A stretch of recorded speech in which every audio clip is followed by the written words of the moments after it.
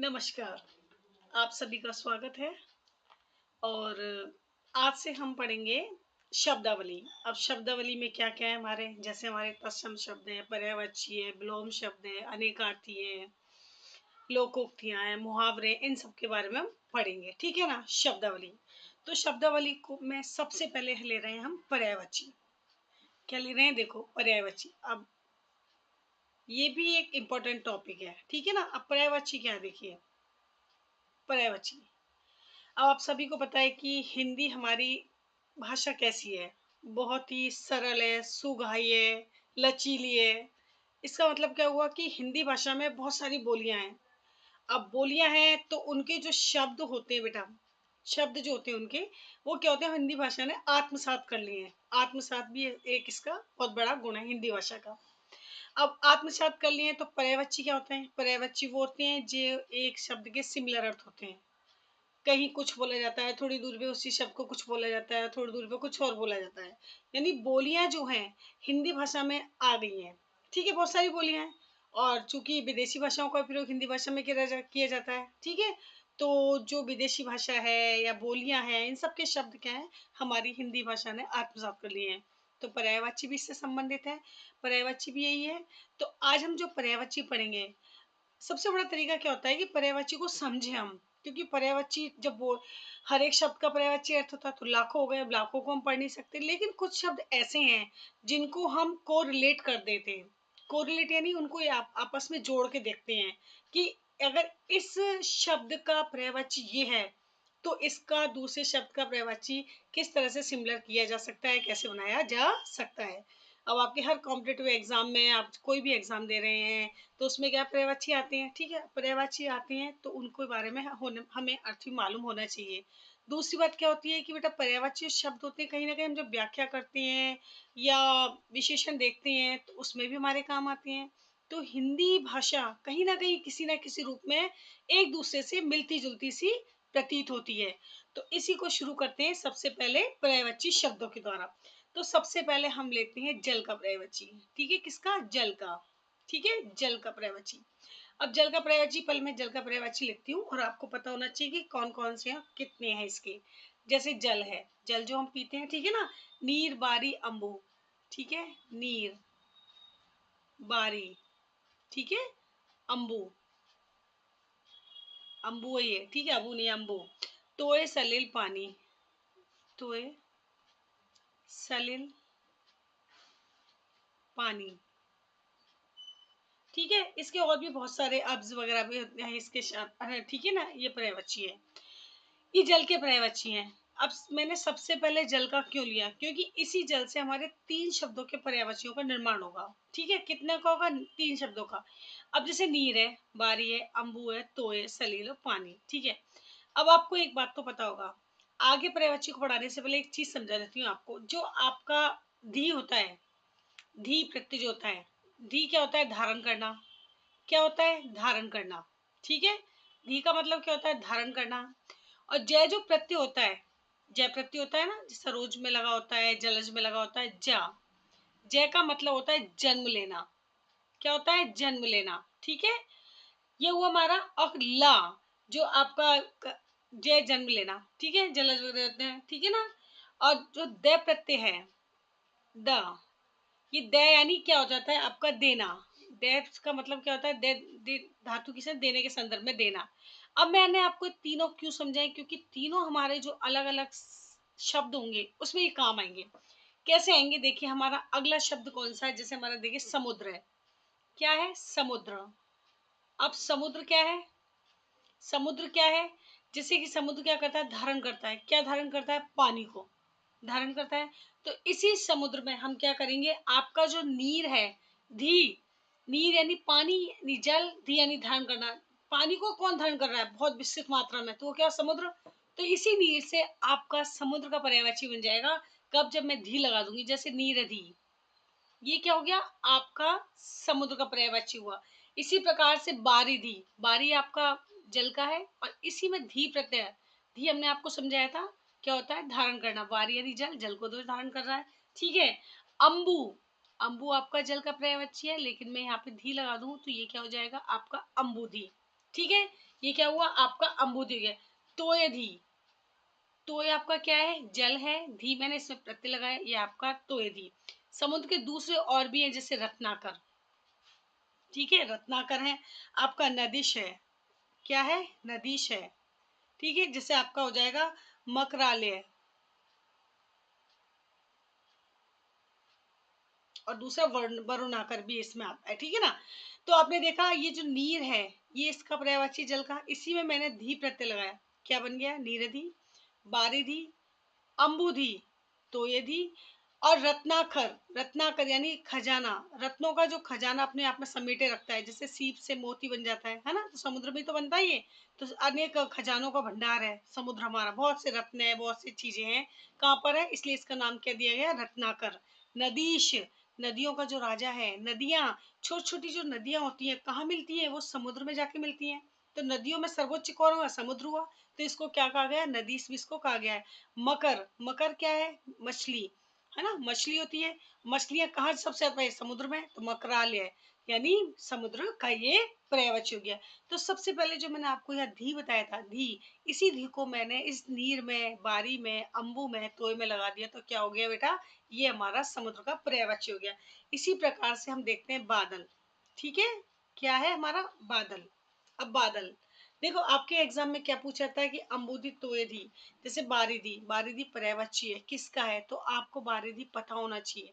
तो बारी का तो मतलब पता ही है आपको, जल होता है, ठीक है ना, और इसमें धी प्रत्यय लगा दिया, धिया निर्धारण करना, जल को जो धारण कर रहा है वो क्या है, समुद्र है।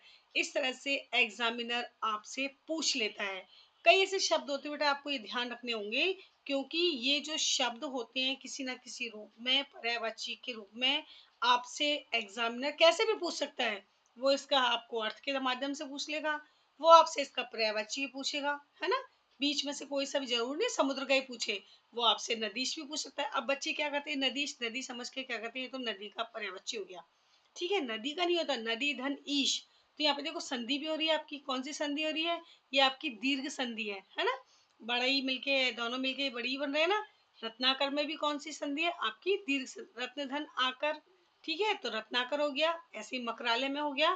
तो ये आपसे एग्जामिनर मकरालय का पर्यायवाची है।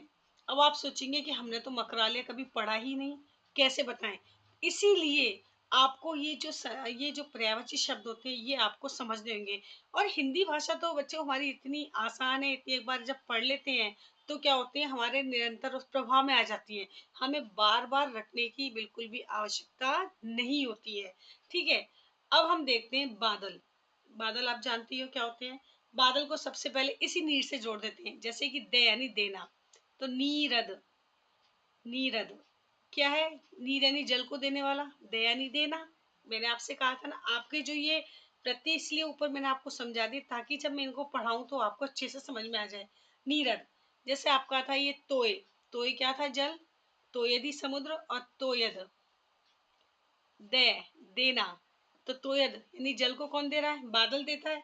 अम्बुद, ऐसे ही हम इसको पढ़ लेते हैं अम्बुद, अम्बु जल है, अम्बुदी समुद्र है, और अम्बुद यानी अम्बु यानी जल को देने वाला कौन है, बादल। तो ये आपको समझ में आ गया, दे देना, अम्बु, यानी आपको सिर्फ एक शब्द के पर्यायवाची देखने थे जिसमें आपने इतने सारे पर्यायवाचियों को आसानी से समझ लिया, ठीक है ना, रटना नहीं है, केवल हमें समझना है। अम्बुद, तोय हमारा जल है, ठीक है ना, तोयदी हमारा समुद्र है, और इस तोय में दे प्रत्यय लगा दो, तोयद, ये क्या बन जाता है आपका बादल का, तोय यानी जल को देने वाला, कौन देता है, बादल देता है, ठीक है। तो ये हमारा हो जाता है किसका, इसी प्रकार से इसको घन भी कहते हैं, क्या कहते हैं, घन, तो घन तो बादलों को कहा जाता है, ये हमको पता होना चाहिए। इसमें सबसे इम्पोर्टेंट जो एग्जाम में पूछा गया है, मैं दो शब्दों को लिख रही हूँ ताकि आपको पता रहे, पर्जन्य, पर्जन्य, ये बहुत ही इम्पोर्टेंट है और एग्जाम में पूछे गए हैं, ठीक है, ये मैं स्टार मार्क कर रही हूँ ताकि आपको पता रहे। ये तो आपको समझ में आएगा, नीरद क्या है, तोयद क्या है, अम्बुद क्या है, तोयद दो बार लिख दिया है कोई बात नहीं, ठीक है ना। घन, है ना, घन हम बादलों को ही कहते हैं, ठीक है ना, बादल कहते हैं, बादलों को मेघ भी कहते हैं, काले मेघा पानी तो वर्षा कहते हैं ना, मेघ है नहीं बादल। अब देखिए जीमुत और पर्जन्य, कई बार रिपीट हुआ है ये शब्द, अब अगर हमें ये नहीं पता कि जीमूत क्या है, तो हम कैसे समझ पाएंगे कि बादल का पर्यायवाची? तो हमें इसको समझना होता है। जीमूत क्या है? बादल, और पर्जन्य बादल है। तो ठीक है, ये क्या हुआ? हमारे बादल के पर्यायवाची हो गए। किसके पर्यायवाची हो गए? बादल के। अब देखिए, अब इसी से संबंधित हम क्या करेंगे कि हम कमल के पर्यायवाची को देखते हैं। किसके? कमल। जय, ये आपका जो जय प्रत्यय है, जय यानी जन्म लेना। कमल, कमल कहाँ खिलता है? अब आप कहेंगे मैम पानी में खिलता है, नहीं, कीचड़ में खिलता है। जय कहाँ जन्म लेता है? कमल कीचड़ में। तो इसी से हम नीरज, जो आपका नीर, नीरदी, नीरद और जय लगा देंगे, यहाँ पे आपका हो जाएगा नीरज। नीर यानी पानी में तो जन्म लेता है, लेकिन इसको क्या कहा जाता है? नीर यानी जन्म लेने वाला। पानी में क्यों, किसने जन्म लिया? कमल ने। जैसे जन्म लेना, नीर यानी पानी, पानी में जन्म लेना, क्या बना? नीरज बन गया। क्या बना आपका? नीरज बन गया। इसी प्रकार से तोय, तोयधि, तोयद, अब इसको हम कर देंगे तोयज। तो ये तोयज जो बना आपका, ये क्या हो गया बेटा? तो यानी जल में, तो यानी पानी, नीर भी पानी, बारी भी पानी, अम्बु भी पानी, सलिल भी पानी, सभी का अर्थ पानी है, लेकिन अलग अलग बोलियों में अलग अलग बोला जाता है। हिंदी भाषा ने तो उसको आत्मसात कर लिया, ग्रहण कर लिया। अब हमें इसको समझना है। तो में जय प्रत्यय लगाया, जय यानी तो यानी जल में जन्म लेने वाला, तोयज, तो कौन हो गया? कमल हो गया। ठीक है ना, क्या हुआ? कमल हो गया। ऐसे ही हम देखते हैं पंकज, पंक, पंक क्या है? कीचड़, कीचड़ में जन्म लेने वाला, क्या हुआ? क्या बना आपका? कमल। ठीक है ना। सरोज, सर है धनजय, सर यानी तालाब, तालाब में जन्म लेने वाला, तालाब भी, सरोज भी कमल को ही बोला जाता है। ठीक है ना, क्योंकि तालाब में क्या है? पानी। तो सरोज भी कमल का ही पर्यायवाची है। ठीक है। राजीव, अब इसमें थोड़ा से अलग हटके आ जाते हैं। ये मत कहना कि मैम यहाँ तो जय था लेकिन यहाँ नहीं है। तो सभी में हो ऐसा तो जरूरी नहीं है, कुछ अलग हटकर भी आपके होंगे। ठीक है, जैसे राजीव, राजीव किसका पर्यायवाची हुआ? आपके कमल का। अरविंद, अरविंद भी आपके कमल का पर्यायवाची है। ठीक है, किसका पर्यायवाची है? कमल का। ठीक है। इसी प्रकार से हम अब्ज और उत्पल, ये जो आपका अब्ज है और ये जो आपका उत्पल है, ये क्या है? ये भी आपके कमल के पर्यायवाची हैं। ठीक है ना। तो आपने देखा, हमने केवल जल के पर्यायवाची याद किए, उसके बाद हमने धी, जय और दे समुद्र, बादल और कमल में के शब्दों में जोड़ दिया। इसी पानी के शब्दों के पीछे हमने धी, जय और दे जोड़ दिए। तो आपने देखा कि किस तरह से हम लोगों ने चार शब्दों के पर्यायवाची को आसानी से लर्न कर लिया। और जो थोड़े लीक से हटकर है, उन्हें आपको समझना है। कि जैसे जीमूत मैंने बताया, जैसे अब्ज बताया, जैसे उत्पल है, जैसे मेघ है, जैसे मकराल्य है, नदीश है, ये कुछ हटके हैं, वो आपको समझने हैं और आपको याद रखने हैं। ठीक है ना। तो ये हमारे हुए कमल के पर्यायवाची। अब हम देखते हैं रात के पर्यायवाची। ठीक है, रात के पर्यायवाची कौन कौन से हैं? जैसे रात, रात रैना बीती जाए, सुना होगा गाना। तो रैन, रैन देखो, कई शब्दों को तो हम गाने से, कहानी से हम ऐसे याद रख सकते हैं। अब जरूरी नहीं है कि सभी शब्दों को रटा जाए। हम कहानी बना के, गाने बना के, कुछ भी सम करके उन्हें समझ सकते हैं, याद रख सकते हैं। ठीक है, तो ये आपका रैन हुआ किसका? आपका रात का। रात को राका भी बोला जाता है। क्या बोला जाता है? राका। ठीक है, क्या बोला जाता है? राका। रजनी, आपको पता ही है रात क्या है? रजनी है, ये तो हम सभी जानते हैं, कई बार हमने पढ़ा भी है। रजनी, रजनी का किसका पर्यायवाची होता है? रात का। ठीक है। निशा भी किसका होता है? आपके रात का पर्यायवाची होता है। ठीक है, निशा आपका रहता है। विभावरी, ये जो विभावरी है, विभावरी यानी दिन जो खत्म हो जाता है वो उसे विभावरी कहते हैं। विवाह है नहीं, है ना। तो ये क्या हुआ? ये आपके रात के पर्यायवाची हैं। अब इसी से संबंधित कुछ और हमारे शब्द लेंगे, जैसे हमने जल से संबंधित समुद्र, बादल और कमल को बनाए थे।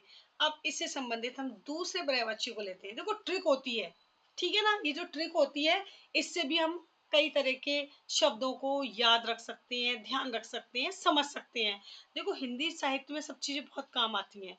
आपके एग्जाम के दृष्टिकोण से तो है ही से इम्पोर्टेंट, लेकिन आपको ये भी याद रखना है कि ये आपके क्या है? साहित्य में कहीं ना कहीं किसी न किसी रूप में काम आती है। ठीक है ना। अब हमने रात के पढ़े, रात के बाद हम देखते हैं चंद्रमा। ठीक है, चंद्रमा।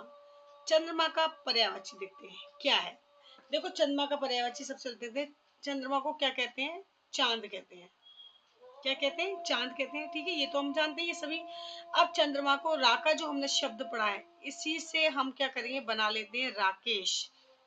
देखो राकेश, राका धन ईश, क्या है, कौन सी संधि हो रही है? गुण संधि हो रही है ना। तो देखो इसमें संधि भी, समास भी, सब काम आ जाएंगे आपके शब्दावली में। ठीक है ना। राका, रात का जो ईश यानी से सब श्रेष्ठ है, भगवान है, बड़ा है, प्रभु है, कुछ भी कह सकते हैं इसको हम। तो रात का प्रभु कौन माना गया है? चंद्रमा। भाई रात में कौन रोशनी दे रहा है? सूरज तो नहीं देगा ना, तो कौन दे रहा है? चंद्रमा। तो ये क्या हुआ? राकेश। हमने इसीलिए पहले रात के पर्यायवाची लिए। ठीक है, ताकि हम आपको आगे जो पर्यायवाची समझाएंगे इसी से संबंधित समझा देंगे। ठीक है ना। तो ये क्या हुआ आपका? राकेश। इसी प्रकार से रजनी, रजनी से ही हम कर देंगे चंद्रमा का रजनीश। रात का जो प्रभु है, रात में जो श्रेष्ठ है। ईश क्या होता है? प्रभु के लिए आता है, श्रेष्ठ के लिए भी मान सकते हैं। ये क्या हो रही है आपकी? दीर्घ संधि हो रही है। तो रजनीश क्या हो गया आपका? चंद्रमा का। रजनी से रजनीश, राका से राकेश। समझ में आ रही बात? तो ये आपके क्या है? ये आपके पर्यायवाची है। ठीक है, आपका रजनीश हुआ। अब देखिए निशा, निशा से ही बन जाता है आपका निशाकर। ठीक है, ये क्या बन गया? निशाकर। ठीक है, तो ये क्या हुआ? निशाकर। ओके। इसी प्रकार से आप देखिए शशि, शशि क्या है? चंद्रमा का पर्यायवाची है। क्लियर?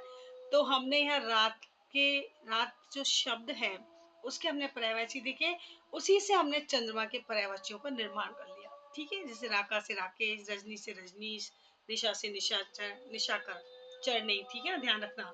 अब आप देखिए यहाँ पर देखते हैं हम सूर्य। ठीक है, हम देखते हैं सूर्य के पर्यायवाची। सूर्य के पर्यायवाची कौन कौन सी? देखो सूर्य, सूर्य क्या है? कब निकलता है? दिन में। तो दिन को करने वाला, कर प्रत्यय लगा दिया, सॉरी लिखते दिनकर। क्या है?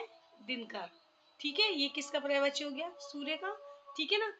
दिन को दिवा भी कहा जाता है कई बार, है ना, दिन, दिवा, दिवस। ठीक है, तो दिन के पर्यायवाची से हमने क्या किया है? देखो मैंने दिन के पर्यायवाचियों को सूर्य में ऐड कर दिया है, दिवाकर।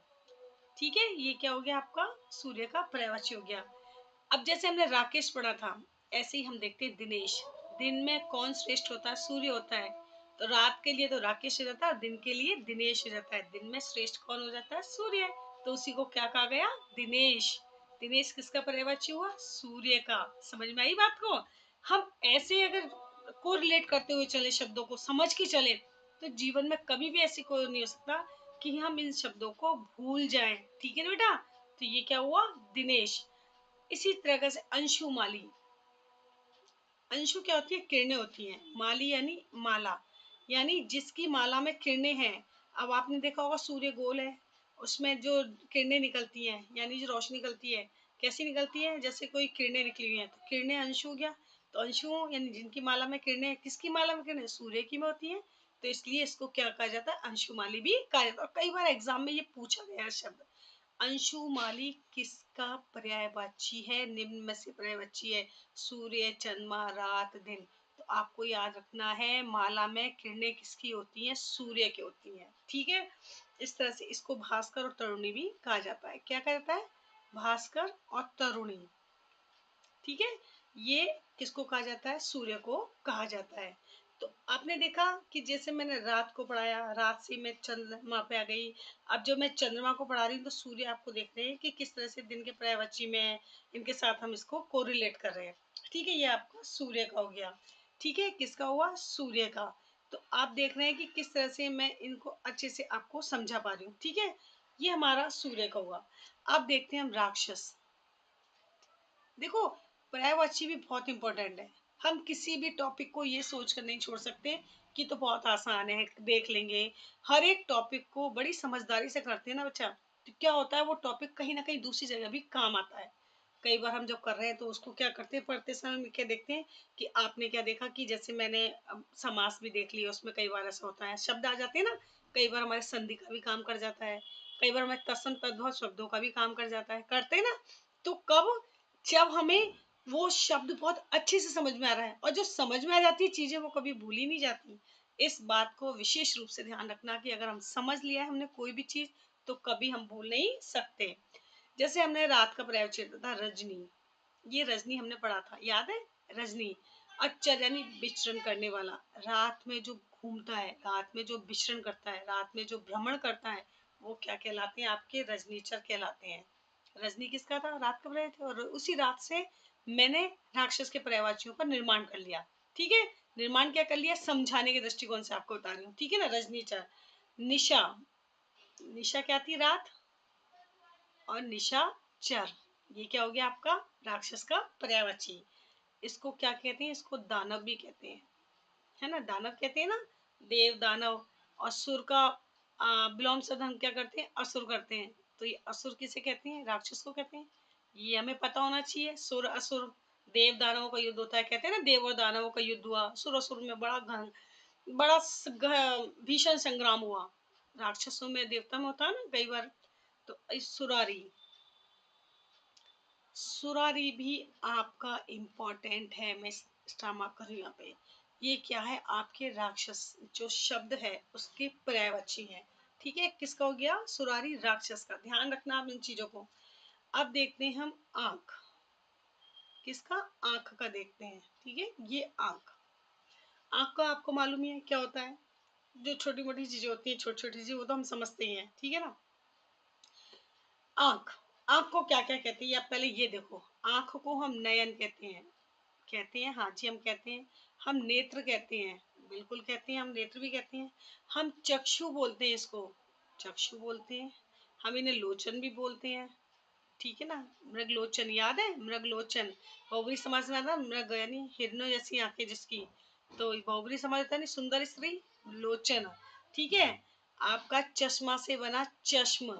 अब ये नया शब्द बड़ा प्रचलन में है, तो ध्यान रखना इस बात का। ठीक है, चश्म। अब ये मत पूछना कि चश्म तो चश्मा हो गया, लेकिन चश्म क्या आंख से संबंध है ना, तो इसका नया शब्द है। ये हमारा हुआ चश्म। और एक होता है हमारा दृग। ये जो दृग होता है, ये क्या होता है? ये भी हमारा आंख का पर्यायवाची है।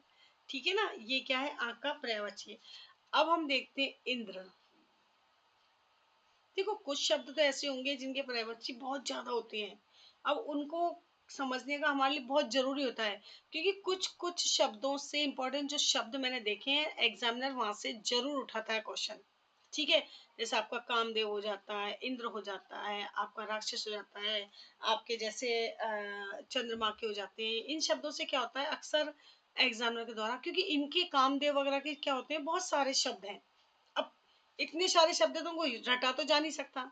जब ज्यादा होते हैं शब्द तो क्या होते हैं, हम उन्हें समझते हैं और कोरिलेट करते हैं। आप कैसे भी करो, इट्स अप टू यू, वो आपको ध्यान रखना है।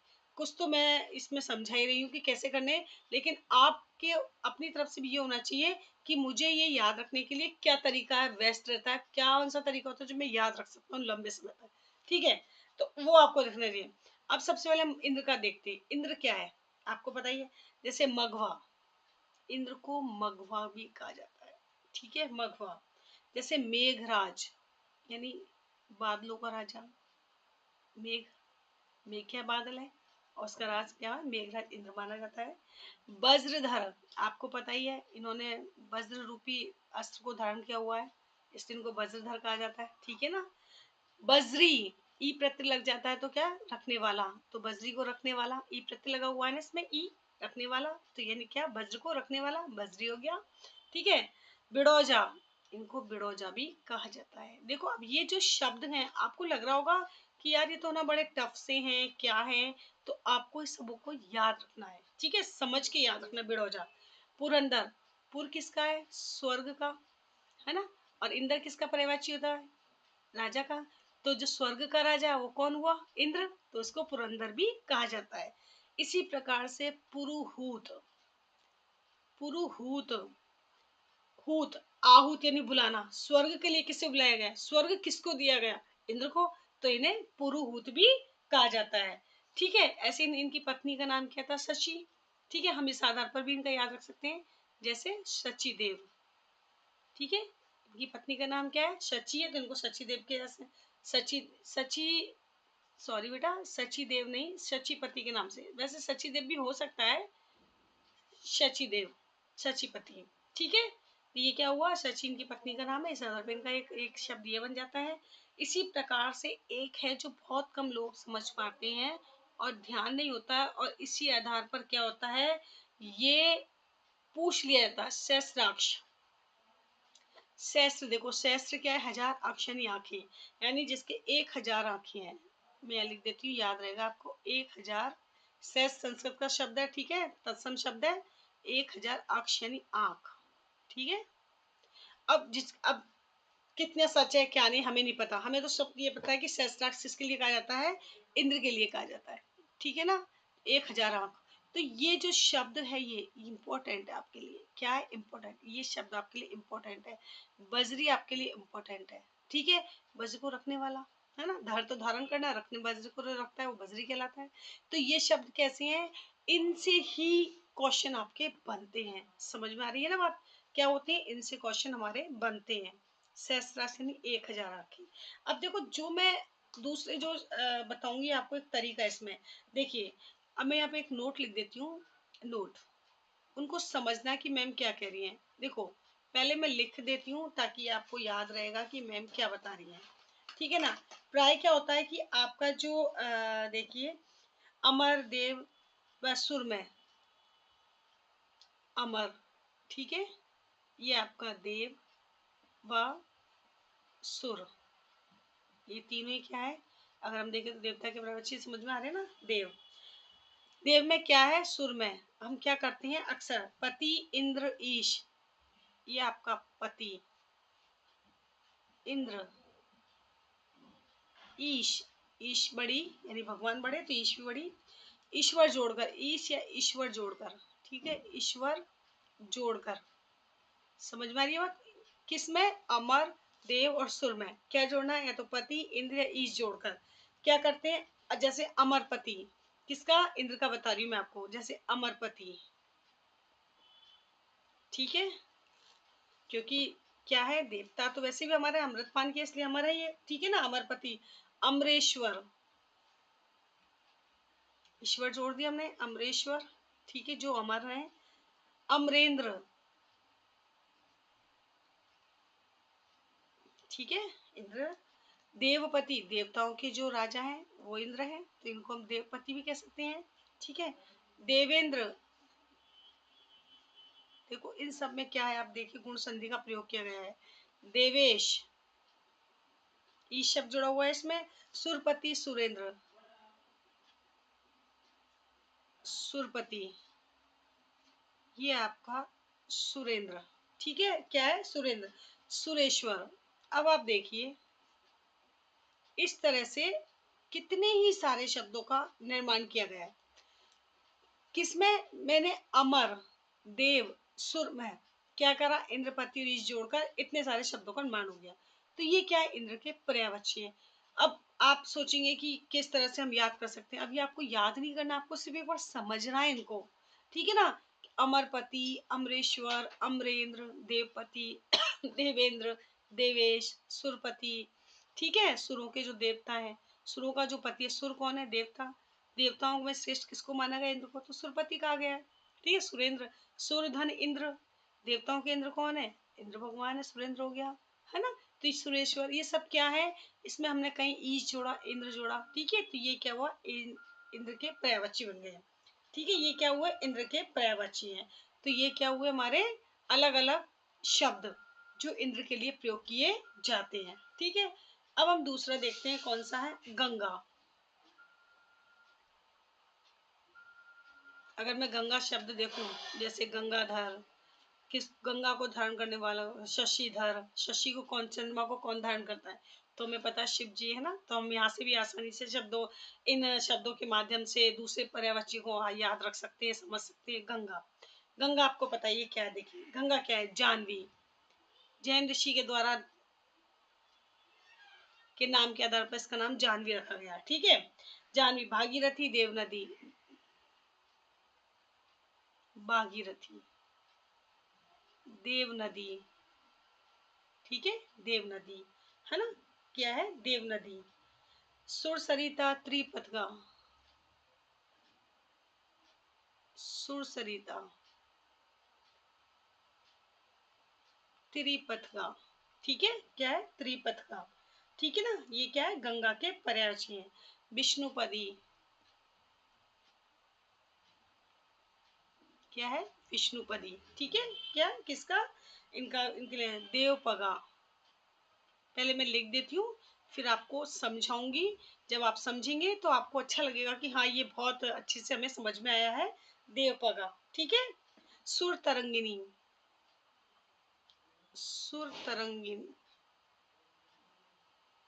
सुर, ठीक है, सुर,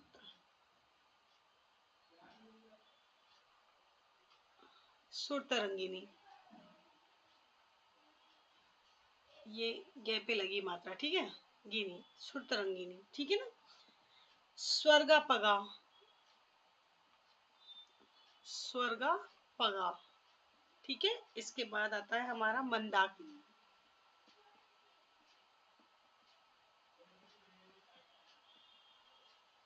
देखो, जानवी, भागीरथी, भागीरथ ऋषि ने इसको धरती पे लाए थे, इसलिए भागीरथी कहा गया। देवताओं की नदी माना जाता है क्योंकि ये पावन नदी है, बहुत पवित्र है। सोरसरिता देवों के द्वारा है। तीन पद, गंगा यमुना सरस्वती, तीन पदों के आधार पर इसको त्रिपद का कहा गया। विष्णुपदी, देवताओं के चरण स्पर्श के बाद देवपगा, स्वर्गपगा, मंदाकिनी। अब मंद यानी धीरे धीरे, जब सारी नदियां समुद्र में जाती हैं, आपने देखा होगा कि उनका प्रभाव वहां तो बहुत तेज होता है, जैसे जैसे समुद्र में मिलती है तो धीमी हो जाती है, होती है ना। तो इसी आधार पर गंगा को क्या कहा है, मंदाकिनी भी कहा गया है। तो आपने देखा कि यहाँ पर जो गंगा के पर्यायवाची हैं वो क्या है, कि किस तरह से हम उन्हीं, उनके नाम के आधार पर उसको नाम दिया गया है। जैसे जैन ऋषि के आधार पर जाह्नवी बोल दिया गया, भागीरथ के नाम पर भागीरथी कह दिया गया। देवताओं के द्वारा पूज्य पूजित है, मतलब ये नदी जो है बहुत ही पवित्र पावन मानेंगे, देव नदी सुसरिता देवपत कहा गया है। तो इस आधार पर हम समझ सकते हैं कि गंगा के पर्यायवाची कौन कौन सी हैं। इसमें आपको ये भी याद रखनी है, एक बात हम दूसरे पेज पे इसको समझा देते हैं कि जो हमारे ये टॉपिक्स हैं, जैसे हमने आपको अभी गंगा के पर्यायवाची पढ़ा रही थी, तो गंगा से संदर्भ एक बात याद रखना, मैं नोट लगा के आपको लिख देती हूँ ताकि आपको समझ में आए। जैसे प्राय, आपने देखा होगा कि मोस्ट ऑफ टाइम, लगभग ज्यादातर, देव स्वर्ग, देव, ये आपका स्वर्ग, ठीक है ना। सुर के पर्याय, सुर के पर्याय, है ना, यानी पर्याय के पर्यायवाची के पर्याय के, ठीक है। सुर के पर्याय में क्या किया हमने, सुर के पर्याय में आपका जो ये नदी है, पहले लिखती हूँ, ध्यान रखना, नदी के पर्याय, नदी के पर्याय जोड़, ठीक है, नदी के, अब एक बार लिख देती हूँ फिर आपको समझाती हूँ। नदी पर्याय जोड़कर, ठीक है, कैसे जोड़कर, जैसे आपको लिखा हमने कि जैसे आपने देखा होगा कि जो मेरे शब्द मैंने आपको समझाए थे, देव नदी, स्वर्गपगा, सुर नदी, ठीक है, नदी के पर्याय जोड़ दिए। नदी के पर्यायवाची कौन कौन से थे हमारे, जैसे नदी है, ठीक है, सरिता है। तो इनमें हमने क्या किया, देव स्वर स्वर में नदी के पर्याय को जोड़ दिया। तो ये क्या हो गए, हमारे गंगा के पर्यायवाची के रूप में परिवर्तित हो गए। देखो, इस तरह से हम अगर बहुत बारीक चीजों को ध्यान में रखें तो क्या होता है कि हमें समझ में आता है, अच्छा देव में नदी को जोड़ा या नदी का पर्यायवाची जोड़ दिया, है ना। उससे क्या हुआ, उससे हमारे गंगा जो शब्द है, गंगा जो नदी है, पावन नदी है, उसके पर्यायवाची कितने बन गए हैं। तो ये क्या होता है, एक समझने का एक तरीका होता है जो कि हम आपको समझा रहे हैं ट्रिक के माध्यम से, ठीक है ना। अब देखो, आपकी जो शब्दावली होंगी वो आपको अच्छे से समझनी ही होंगी, क्योंकि अगर हम ये सोचे कि इसको छोड़ दे, इसको छोड़ दे, उसको, तो संभव नहीं है, ठीक है। सक्सेस होने के लिए हर चीज को बारीकी से समझना सबसे बड़ी शर्त होती है। जैसे अनुशासन जीवन में बहुत जो है, ऐसे ही हर टॉपिक को आपको समझना होगा, ठीक है ना। अब हम देखते हैं यहाँ पर कौन सा देखते हैं, जैसे हम देखते हैं कामदेव, सबसे इंपॉर्टेंट माना जाता है कामदेव, क्योंकि कहीं ना कहीं व्याख्या में काम आ जाती है, समास में काम आ जाते हैं, बहुत जगह काम आते हैं कामदेव। और कामदेव के पर्यायवाची बहुत सारे होते हैं, अब इन्हें याद कैसे करें ये भी बड़ी वो समस्या होती है। तो इसको मैं एक तरीका बता रही हूँ आपको, ठीक है ना। कामदेव, जैसे कामदेव का पहले हम पर्यायवाची देख लेते हैं कौन कौन से होते हैं। अनंग, ठीक है ना, पहले इनको देख लेते हैं। कंदर, ठीक है, अनंग, कंदर, मदन मनोज, ठीक है, ये आपका मनोज, ठीक है। मनमथ मार, मनमथ आपका मार, ठीक है। स्मर काम, स्मर, ठीक है, ये आपका काम, ठीक है। मनसिज, ठीक है बेटा, ये क्या हो गया, मनसिज, ठीक है। किसका है ये कामदेव के तारियों। वसंत सखा, वसंत बंधु,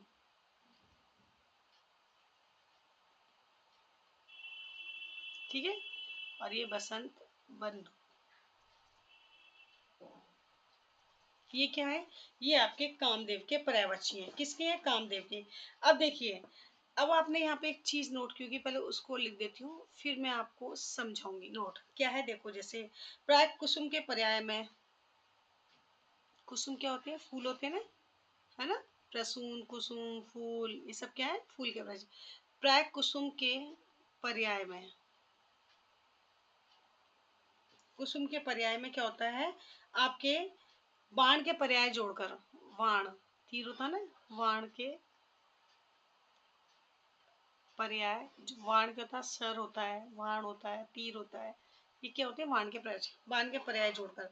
जैसे हम इसके बता देते हैं, कुसुम बाण, कुसुम बाण, ये कुसुम में देखो मैंने बाण या बाण शब्द जोड़ दो, बाण के पर्याय जोड़ दो, ठीक है ना, फूल के जैसे, ठीक है, कुसुम बाण, ठीक है ना। देखिए कुसुम सर, सर क्या होता है, बाण का पर्याय है ना, कुसुम सर, शर, ठीक है ना। ये क्या हुआ आपका, पुष्प धनवा, फूल का पर्यायवाची है, कुसुम का पर्यायवाची फूल है ना, पुष्प भी है, पुष्प धनवा, ये क्या है, पुष्प धनवा आपका, पुष्प शर, पुष्प शर, जो फूलों के बाण चलाता हो, कौन चलाता है, कामदेव चलाते हैं ना, आदि। तो ये तो हो गया मेरे कुसुम में मैंने बाण के पर्यायवाची जोड़ दिए। दूसरा आप देखिए इसी प्रकार से मछली के पर्याय में, मछली के, पहले मैं इसको लिख देती हूँ बेटा बच्चों, ठीक है ना, उसके बाद हम समझते हैं मछली के पर्याय में। मछली के पर्यायवाची आपको आने चाहिए, मीन, मकर, मछली, ठीक है ना। मछली के पर्याय में क्या होता है, ध्वज के पर्याय जोड़कर, ध्वज के, ध्वज क्या होता है, पताका, केतु, है ना, ध्वज के पर्याय जोड़ देते हैं, ठीक है, ध्वज के पर्याय जोड़कर, ठीक है ना। अब कैसे जोड़ते हैं, मछली का पर्यायवाची होता है मीन, मीन हो गया, तो मीन का अगर ध्वज का केतन, ध्वज का पर्याय कहता है केतन, मीन केतन, ठीक है ना। मकर ध्वज, मकर ध्वज, ठीक है, मकर ध्वज। झस केतु, झस केतु, ठीक है, झस केतु आदि, ठीक है। इसी प्रकार से कामदेव की पत्नी कौन थी, रति, ठीक है ना, तो रति में भी हम, रति में क्या करेंगे, रति के पर्याय में पति के पर्याय जोड़कर, रति के पर्याय में पति के पर्याय, रति के पर्याय में पति के पर्याय जोड़कर, ठीक है। अब कैसे, देखो, देखो कौन कौन से बन जाएंगे, जैसे आपका हो जाएगा रतिनाथ, रतिपति, रतिनाथ, रतिपति, जैसे शचीपति था इंद्र का, इसका इस कामदेव का हो जाएगा। और इनको रविकांत भी कहा जाता है, ठीक है, सूर्य का पुत्र कहा जाता है। तो आपने देखा कि, देखो मैं पहले इस कामदेव को समझा देती हूँ कौन कौन से, फिर हम इसके बारे में देखेंगे। जैसे आपका अनंग, कंदर्प, ठीक है, मदन, मनोज, मनमथ, मार, स्मर, काम, मनसिज, वसंत सखा, वसंत बंधु, ये क्या है, आपके कामदेव के पर्यायवाची हैं। और कामदेव के पर्यायवाची अक्सर पूछे जाते हैं। अब इतने सारे हैं, तो जैसे ये तो हमने याद करनी ही है, ठीक है। उसके बाद मैंने आपको समझाया था कुसुम में क्या करेंगे, बाण के पर्यायवाची जोड़ देंगे। अब आपको ये चीजें आनी चाहिए, बाण को क्या कहते हैं, सर कहते हैं, ठीक है, बाण कहते हैं। तब कुसुम बाण, ठीक है, कुसुम सर हो जाएगा। पुष्प धनवा, पुष्पेश्वर हो गया, ये क्या हुआ, हमारा कामदेव के पर्यायवाची हो गए। इसी प्रकार से आप मछली, मछली के पर्याय में ध्वज के पर्याय जोड़ दीजिए। जैसे मछली को क्या कहते हैं, मीन, तो मीन केतन, मकर भी बोलते हैं इसे ना, मीर मकर मछली है ना, मकर ध्वज। और इसको झस भी कहते हैं मीर मछली को, तो झस केतु, केतु ध्वज केतन, ये क्या हो गए, हमारे ध्वज के पर्यायवाची हो गए। और मीन, मकर और झस किसके पर्यायवाची है, मछली के। तो मीन केतन, मकर ध्वज, झस केतु, ये बहुत इंपॉर्टेंट है, पूछे गए हैं आपसे एग्जामिनर ने पूछे हैं एग्जाम में, ठीक है ना, कोई भी कॉम्पिटिशन है तो इस तरह से ये वाले क्वेश्चन, ये जो शब्द दिखाई दे रहे हैं आपको, ये बहुत इंपॉर्टेंट है, कई बार रिपीट हुए हैं। इसी प्रकार से रति के में पति के पर्याय जोड़ दीजिए, रति के पर्याय में रतिनाथ, रतिपति, रविकांत आदि। तो ये क्या है, ये आपके हैं, क्या है, आपके पर्यायवाची हैं। इसी तरीके से हम और भी पर्यायवाचियों को समझ सकते हैं, जो हम दूसरे वीडियो में आपको समझाएंगे, ठीक है ना। समझ में आ गया आपको किस तरह से हमने पहली स्लाइड जो आपको दिखाई, उसमें आपको जैसे जल का लिया, जल से मैंने बादल, समुद्र और कमल के पर्यायवाचियों को जोड़ दिया, ऐसे वो रात्रि का लिया, चंद्रमा का लिया, एक दूसरे से हम इसको कोरिलेट करते हुए चले गए, कहीं कर लगा के। तो इस तरह से हम जो पर्यायवाची होते हैं उनको समझ सकते हैं, ठीक है ना। इससे क्या होता है कि हमारे समास के कंसेप्ट भी कई बार क्लियर होते हैं, संधि भी क्लियर हो जाती है। कोई पुष्प धनवा, एक बार सब ये मुझे याद आया, पुष्प धनवा सब विशेषण पूछा गया था कि पुष्प धन भी दे दिया था वहां पर, जबकि पुष्प धन भी तो कुछ होता ही नहीं, शब्द पुष्प धनवा होता है। पुष्प धनवा किसका, कामदेव का। ये बहुत इंपॉर्टेंट सवाल ये पूछा गया था, ठीक है। तो इस तरह से आपको ये याद रखने हैं, ठीक है ना। कब, जब हम इन्हें समझ के करेंगे, ओके। तो ये आपका आज का टॉपिक पहला जो था, किसका, ये हमारा पर्यायवाची का, ठीक है ना। शब्दावली में पहला टॉपिक, पहला पार्ट कंप्लीट हुआ। दूसरा मैं आपको नेक्स्ट समझाऊंगी। आई होप आपको बहुत अच्छे से समझ में आया होगा, ठीक है।